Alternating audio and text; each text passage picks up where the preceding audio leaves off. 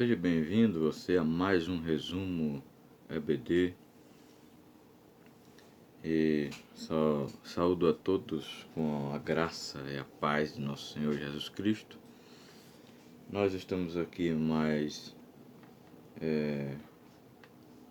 para fazer um resumo da nossa lição, que é a sutileza da normalização do divórcio. E a lição de número 4. Mateus, o textual é Mateus 19:6. E diz assim: eles já não são dois, mas uma só carne. Portanto, o que Deus uniu, ninguém separe. E a nossa leitura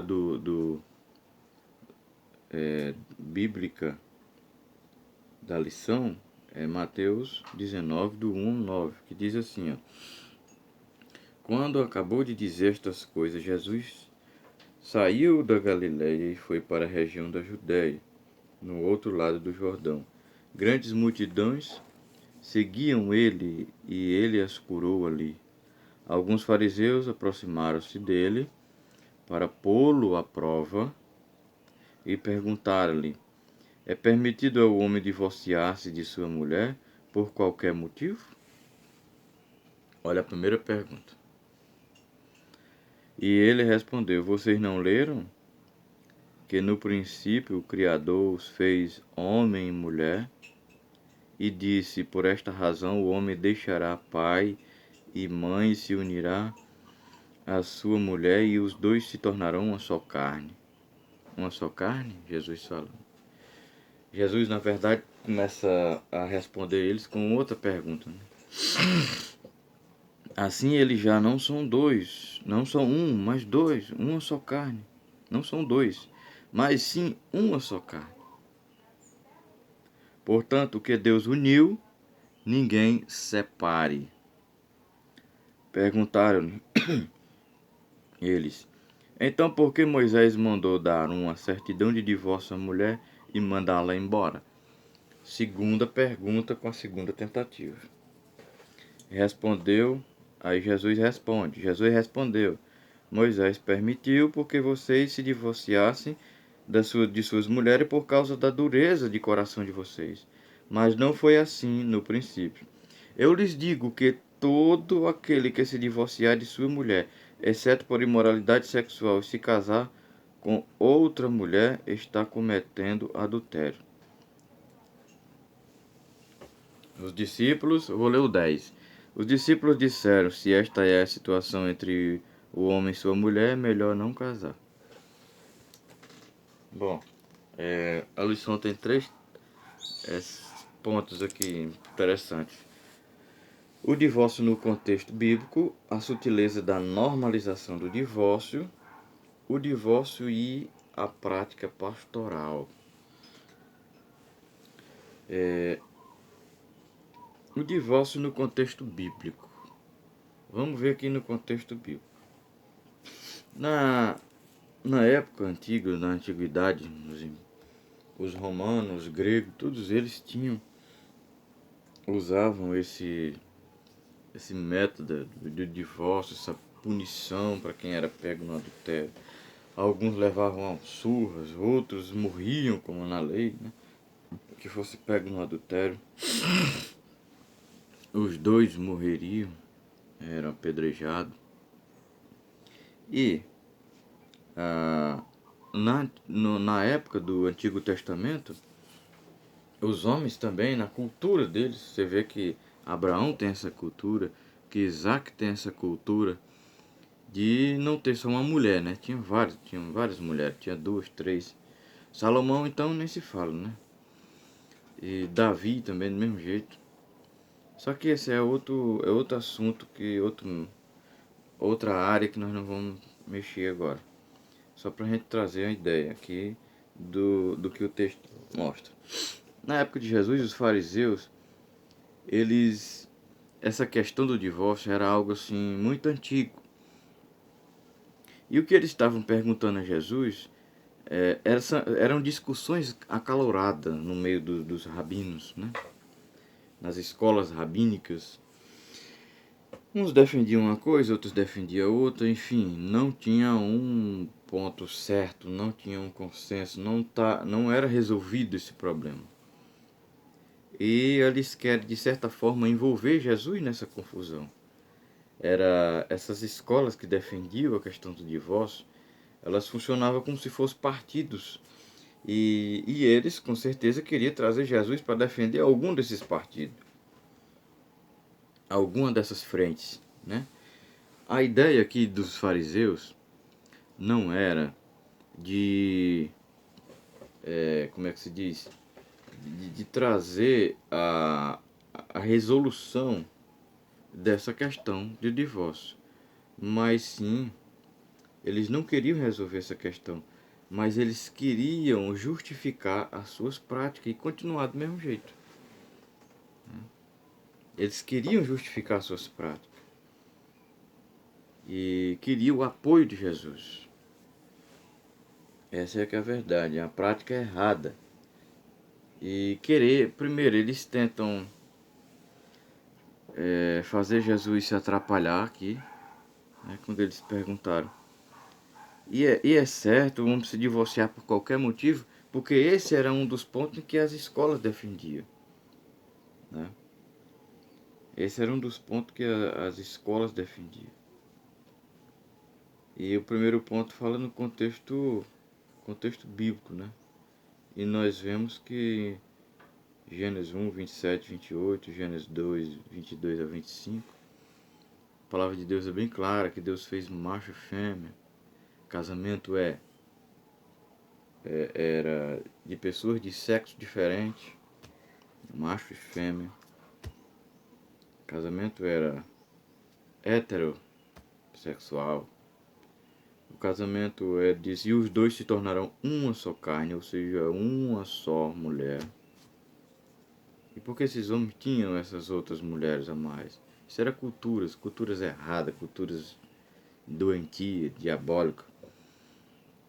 Mas isso não foi aprovado por Deus, porque desde o Gênesis, por isso que Jesus disse, no princípio não era assim. É tanto que Jesus não fica citando a lei. Jesus não fica... tem um texto de Deuteronômio que justifica essa prática do divórcio. Deuteronômio 24:1, mas Jesus não cita ele. Porque a ideia de Jesus não é comungar com o erro deles. Mas Jesus traz o que é? O princípio, lá em Gênesis. Ele foca no princípio. O que foi que Deus criou? Macho e fêmea. E como foi que ele instituiu a família? Ou se deixará seu pai e sua mãe, ou não serão mais dois, mas os dois ao se unir serão uma só carne, a unidade. A família é unidade, né? Então essa unidade da família sendo estabelecida. Não era um homem com duas mulheres ou mais fazendo aquela bagunça toda, não. Isso não foi instituído por Deus. O que foi instituído por Deus não foi a bigamia, mas foi e nem a poligamia, mas a monogâmico, né? Casamento é hétero, monogâmico e indissolúvel. Isso e vitalício, né?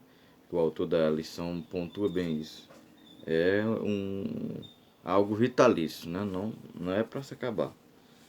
E o que Jesus... E ele faz essas duas tentativas aqui, querendo justificar suas práticas, porque a escola de Shammai era mais rígida na ortodoxia e ela defendia que o homem só poderia deixar sua mulher por motivo de adultério ou imoralidade sexual. Mas nesse caso, olhando para o contexto deles e a cultura que eles viviam, que viviam com duas, três mulheres, então não tinha necessidade de adultério.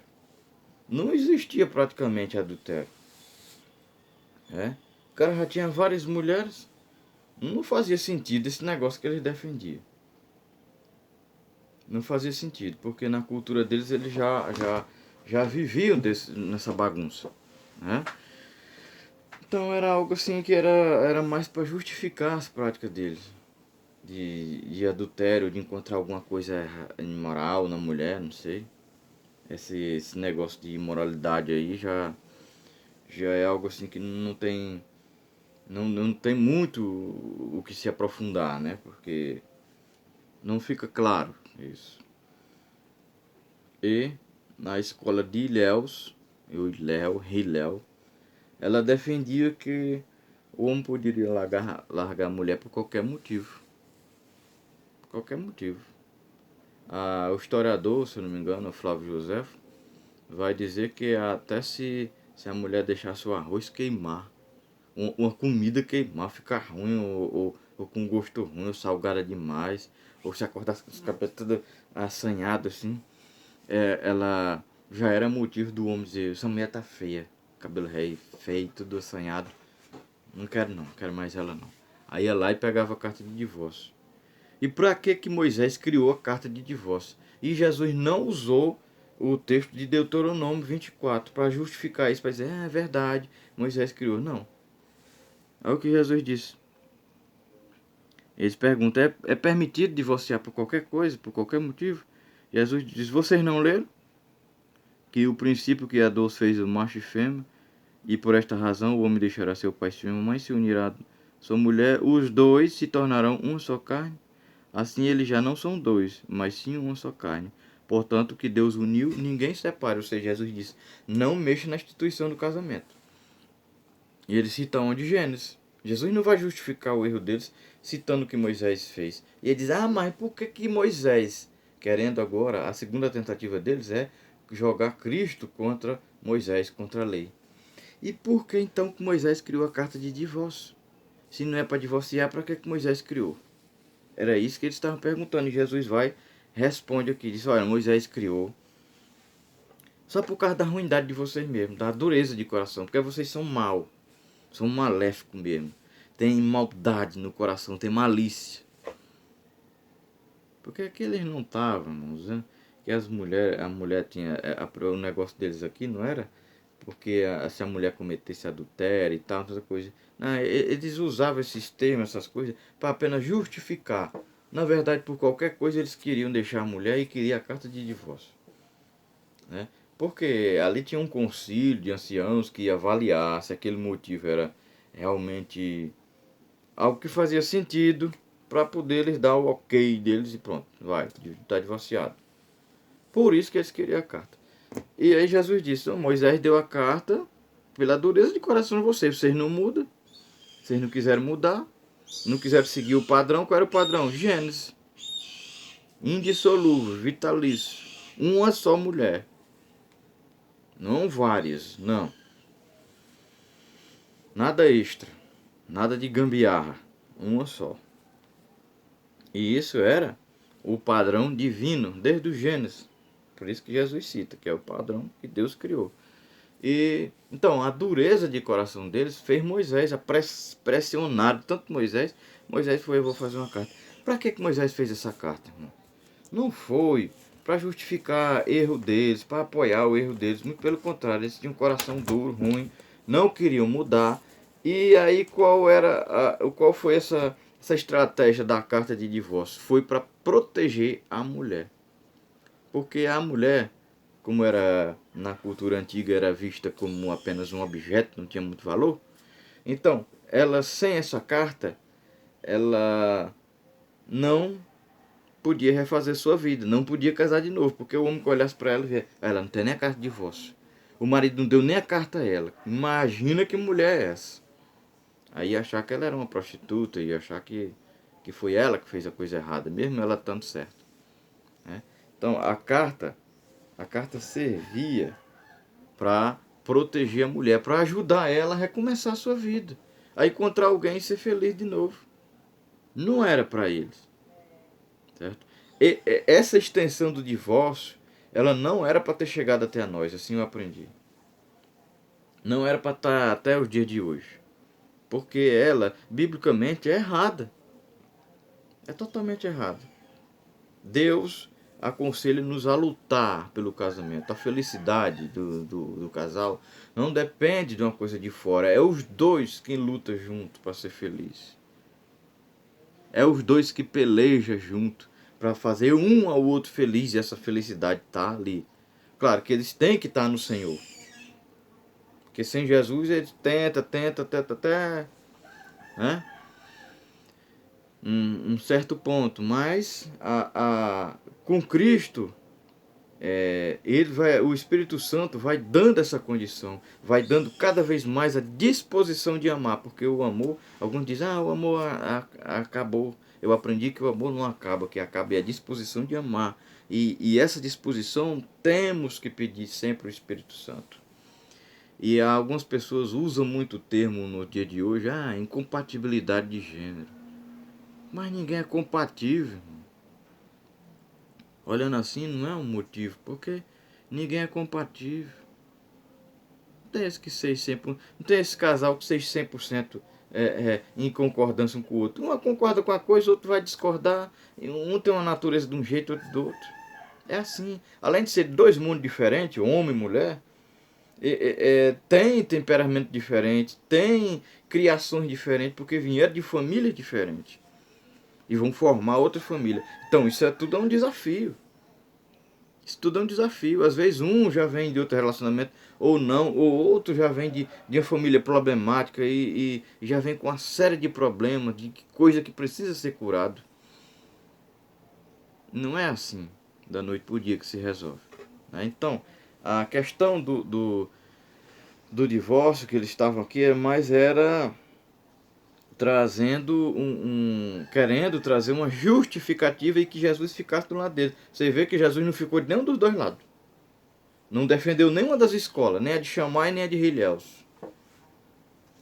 Que Jesus defende é o que? O Gênesis. Está lá no Gênesis. Ele diz, vocês não leram não?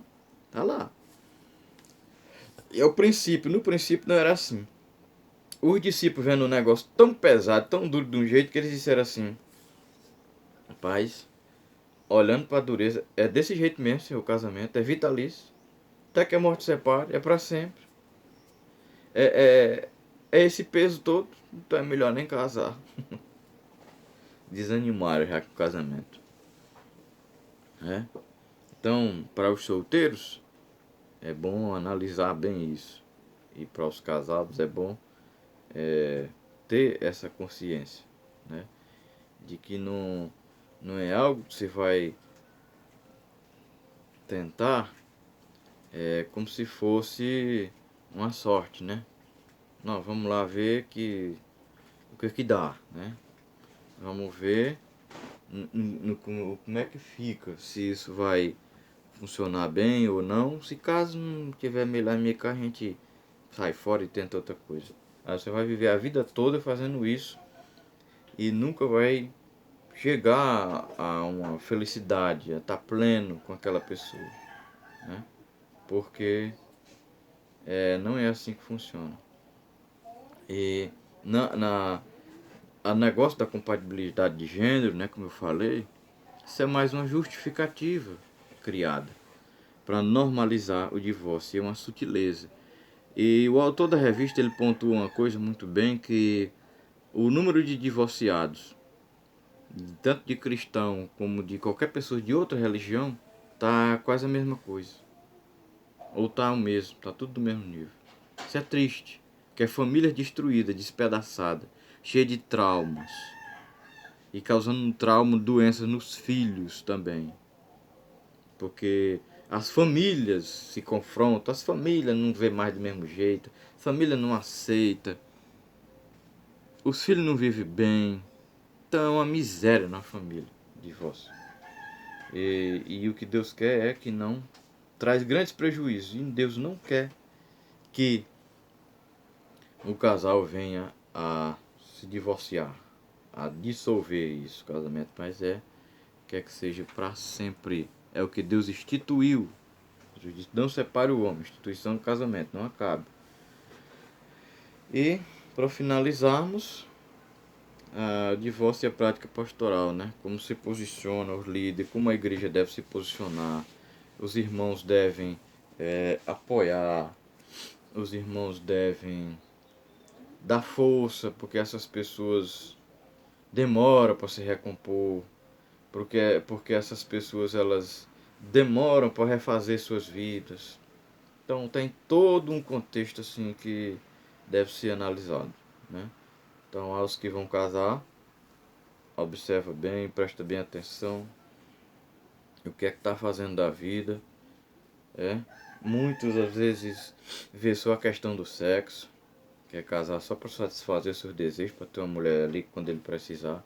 E isso é perigoso, isso é doentio também, porque acaba futuramente se encaminhando para um ato desse de divórcio, né? E outros não tem propósito nenhum de fazer ninguém feliz. Vai só porque que vai casar e pronto, né? Mas deve ser analisado, porque isso não é brincadeira, não é um namoro que você termina aqui, é uma coisa. Não, é um compromisso, sério. É vitalício. E até no namoro já tem que ter esse compromisso. Não, no casamento não é uma curtição, não é uma aventura. Casamento é responsabilidade, é compromisso. É divino, é sério. Deus está ali presente. Deus instituiu o casamento. Que Deus abençoe a vida dos irmãos. Amém.